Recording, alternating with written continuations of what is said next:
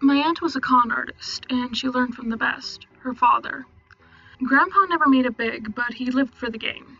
Staying under the radar was probably what made sure he never did get caught, not once. He was so proud of that. Mom didn't take up the family business. She got religion instead and married a tax accountant. It's so ironic that it sounds like a joke, but it's true. Dad was the best for helping out with math homework. Mom's more colorful relations were kept at a figurative arm's length throughout my childhood, lest they corrupt me into following a more interesting lifestyle. Aunt Cassie was the only one who could wiggle her way into my life. She was a fully licensed psychologist, which made her a smidge more respectable, but Aunt Cassie used her ability to read a person in a whole different way, and probably not the one intended by the university who issued her her degree. Aunt Cassie was a bona fide psychic. She had a shop and everything. Crystals, herbs, candles. Anything you needed to fill the mystic void in your life could be bought for a healthy markup at her little store. There was even a private room in the back that was used for readings and seances. Because both my folks worked, I would often get dropped off at the shop where I would help Aunt Cassie out with those little shows. Anything from messing with the lights to knocking on walls. Playing with the thermostat was my idea, however, and it was an effective one. Customers came to get chills down their spine, didn't they? Why not provide? Cassie helped me become the skeptic I am today, showed me all the behind scenes and sleight of hand stuff. We'd watch daytime talk shows with magicians and mediums, and Cassie would explain every step from a basic rundown of cold readings to how to spot an audience plant. After one particularly convincing episode, I asked the natural question, couldn't some of it be real? My aunt's reply was firm. The dead don't talk, kiddo. Anyone who claims otherwise is blowing smoke at her ass. It was her conviction more than anything that made me believe her. There was only one client I ever saw my aunt refuse. He was old, bald, and stooped. Took off his hat when he came inside and twisted it in his hands as he talked. Cassie tensed up immediately when she saw him.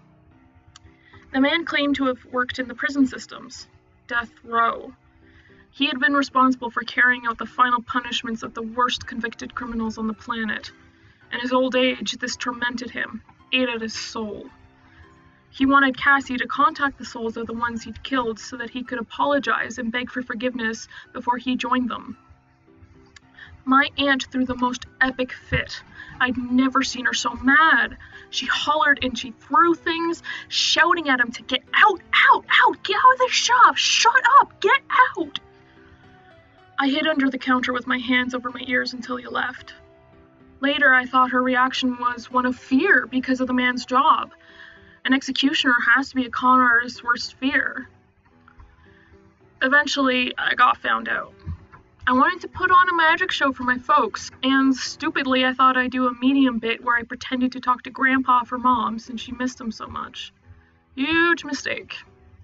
Mom freaked the hell out and banned me from seeing her sister ever again. I had left some textbooks at her shop though, so I got to run in and grab them while my mom fumed in the car outside. Aunt Cassie didn't even have to ask what was wrong. She could read my face after all. I gave her a hug and a teary, snot-filled goodbye. She did tell me one last secret, though.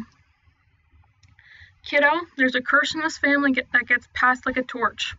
I hope to whatever gods that might be out there that I don't pass it on to you when I go. We didn't get to talk again for more than 9 years. That's when Facebook entered the public sphere, and no parental ban could keep me from trying to reconnect. It was awkward. She had a tough go of life, diagnosed with a schizoid disorder that took her business from her. To pay bills, she went legitimate, and with her business went all her zest and playful passion for life.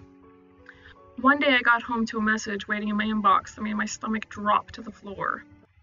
I love you, kiddo. Remember what I told you. I dialed her number, already crying. No answer. Didn't stop me from dialing again and again and again and again. I was too much of a mess to tell my mom. The police did that for me the next day. Car accident. Drunk driver. The funeral was a blur. Relatives I had never seen in the flesh packed into the church. I sat between my parents in the front row and racked my brain trying to figure out what it was my aunt wanted me to remember. We followed the hearse to the cemetery in dead silence. The priest did the last little speeches, and then I was left alone by her headstone, still straining to remember. Snatches of my parents' conversation floated in and out of my attention span. If only Cassie hadn't been so cryptic. I wasn't expecting such a small turnout. It's a shame. Small turnout? That bothered me. The service had been practically stuffed to the rafters. I turned around to say something and finally understood. Behind my parents, there was a whole host of people, all standing, staring dead ahead. My parents weren't paying them the slightest attention. The priest muttered some soothing condolences and excused himself, walking right through the crowd without disturbing a single soul. At the head of the group, looking just